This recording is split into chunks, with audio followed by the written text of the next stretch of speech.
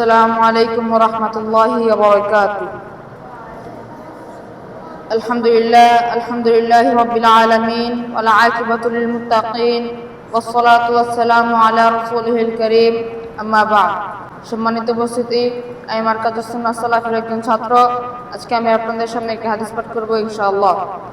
عن أبي هريرة رضي الله تعالى عنه قال قال رسول الله صلى الله عليه وسلم استنزهوا من البول فإن عامة عذاب القبر منه.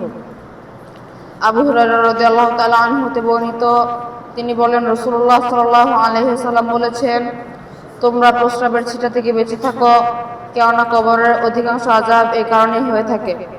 সহিহুল জামি হাদিস নং 1202। সম্মানিত উপস্থিতি, আমরা উক্ত হাদিস থেকে বুঝতে পারলাম যে আমরা প্রস্রাবের সময় সতর্ক হয়ে প্রস্রাব করব, কেননা কবরের অধিকাংশ আযাব এই কারণে হয়ে থাকে।